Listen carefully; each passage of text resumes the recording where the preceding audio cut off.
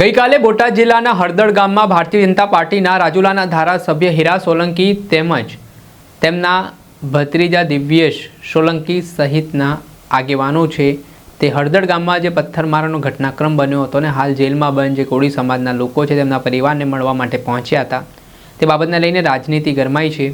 હવે આ ઘટનામાં આમ આદમી પાર્ટીના નેતા બ્રિજરાજ સોલંકીની પ્રતિક્રિયા સામે આવી છે અને રાજકીય જશ ખાટવા માટે આ ધારાસભ્ય દ્વારા મુલાકાત લેવામાં આવી છે તે પ્રકારની વાત તેમણે નિવેદનમાં કરી છે।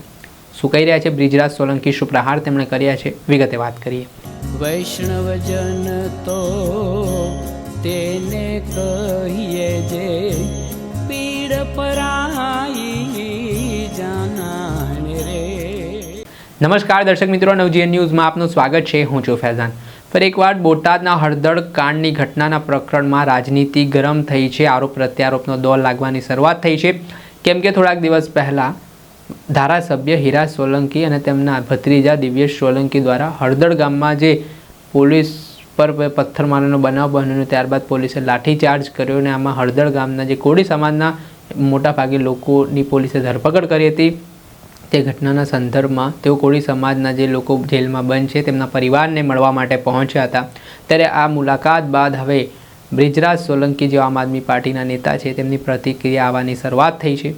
તેમણે કહ્યું છે કે આ ઘટનામાં જે હળદળ કાંડનો મામલો સામે આવ્યો ત્યારે હવે 1 મહિના બાદ ભારતીય જનતા પાર્ટીના નેતાઓ છે તે મુલાકાત લેવા માટે પહોંચી રહ્યા છે। ત્યારે તેમણે આભાર આ બાબતે વ્યક્ત તો કર્યો છે, પરંતુ રાજકીય જશ ખાટવા માટેની આ મુલાકાત તેઓ ગણાવી રહ્યા છે।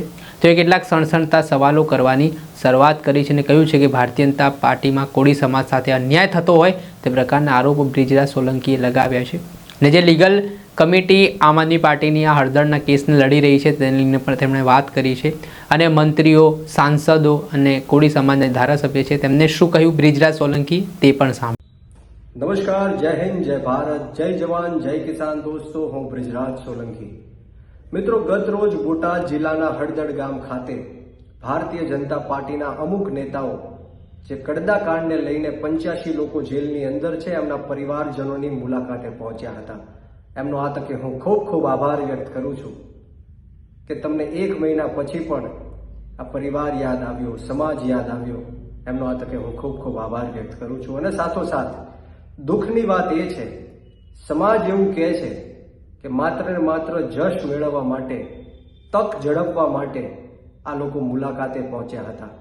કારણ 19 તારીખે માનનીય ન્યાયાલય ચુકાદો આપવાની છે, હિયરિંગ છે અને કદાચ આ 85 લોકોમાંથી અમુક લોકોને જામીન મળવાના છે। ત્યારે એમને એવું લાગ્યું કે આ જશ મેળવી લઈએ, તક ઝડપી લઈએ, ત્યારે એમની મુલાકાતે પહોંચ્યા હતા। બહુ દુઃખની વાત છે કે આમ આદમી પાર્ટી આ કેસ જ્યારથી ચાલુ થયો ત્યારથી લઈને આજ દિન સુધી 30 વકીલોની ટીમ જે સુપ્રીમ કોર્ટના અને હાઈકોર્ટના છે વિના મૂલ્ય આ કેસ ઉપર કામ કરી રહ્યા છે। આ લોકોને છોડાવવા માટે મહેનત કરી રહ્યા છે। આમ આદમી પાર્ટીએ 85 પરિવારજનોને આર્થિક સહાય પણ આપી। દિવાળીના દિવસે પણ અમે એ પરિવારજનોની સાથે હતા। ત્યારે દુઃખની વાત એ છે કે અમુક લોકો જશ મેળવવા માટે અત્યારે 1 મહિના પછી આ પરિવારોની મુલાકાત લઈ રહ્યા છે અને એવું કહી રહ્યા છે, સમાજનો વાંક કાઢી રહ્યા છે કે સમાજના યુવાનો ઉશ્કેરાઈને પથ્થરબાજી કરી, પથ્થરો માર્યા। તો તમે એવું કેમ નથી કહેતા કે આ નિર્દોષ અને જે ભોળા ખેડૂતો હતા એમના ઘરમાં ઘૂસીને દરવાજાઓ તોડીને આ પોલીસે બહેરેમીથી, ક્રૂરતાથી, બર્બરતાથી આ નિર્દોષ સમાજની બહેનો, દીકરીઓ અને માતાઓ ઉપર લાઠીચાર્જ કર્યો, એમને લોહી લુહાણ કરી દેવામાં આવ્યા, એમને ઢોરમાર માર્યો। એ તમે કેમ નથી કહેતા? એ આજે હું તમને સવાલ પૂછું છું। તમે એવું કહો છો કે કોળી સમાજ ભારતીય જનતા પાર્ટીની સાથે છે। હું તમને કહેવા માંગુ છું, કોળી સમાજ ભારતીય જનતા પાર્ટીની સાથે છે એટલે જ નિર્દોષ લોકો ઉપર લાઠીચાર્જ કરવામાં આવે છે, એમના હાથ પગ તોડી નાખવામાં આવે છે, લોહી લુહાણ કરી દેવામાં આવે છે।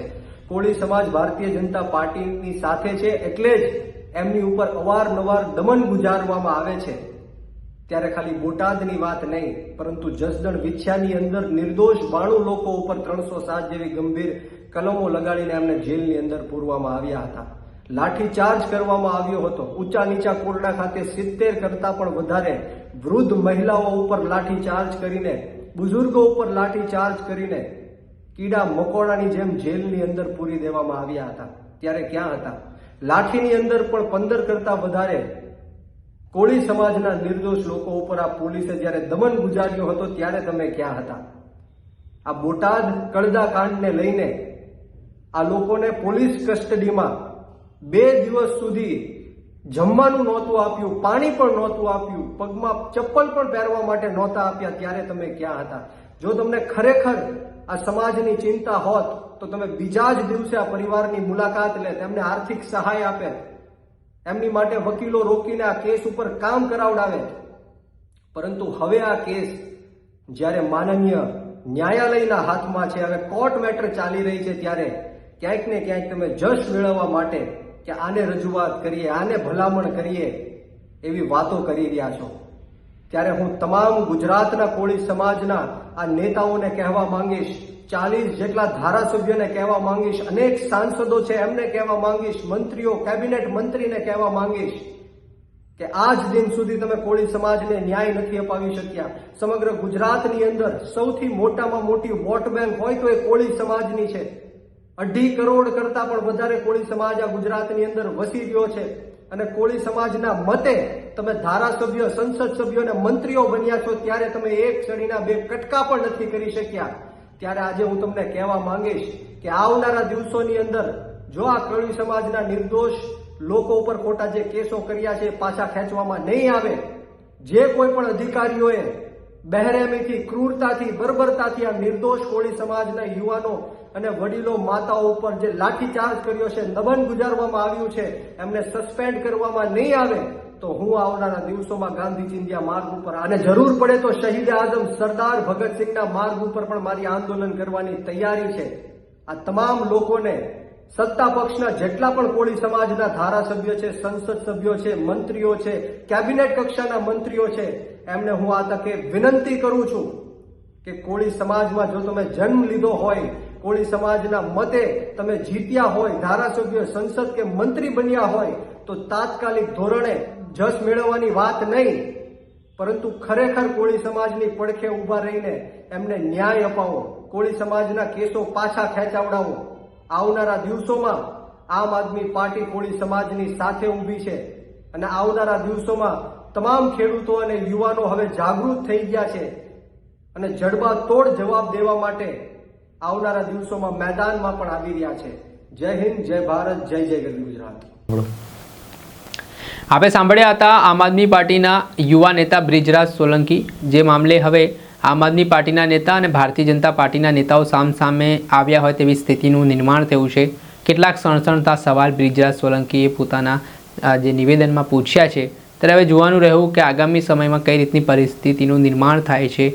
પછી એ જસદણની વિછિયાની ઘટના હોય કે પછી બોટાદના હળદળ કાંડની ઘટનાઓ, જેમાં જે હત્યાના પ્રયાસના ગંભીર કલમો હેઠળ ગુનાઓ નોંધાયા છે, તે મામલે હવે આગામી સમયમાં કોળી સમાજના યુવાનો શું વિચારી રહ્યા છે તે આવનારો સમય બતાવશે. દર્શક મિત્રો, આવા જ નવા વિડીયો સાથે આપણે માહિતગાર કરતા રહીશું, એટલે નવજીવન ન્યૂઝને લાઇક કરી લો, સબસ્ક્રાઇબ કરી લો અને શેર કરવાનું ભૂલતા નહીં. વૈષ્ણવજન તો તેને કહીએ જે પીડ પરાઈ.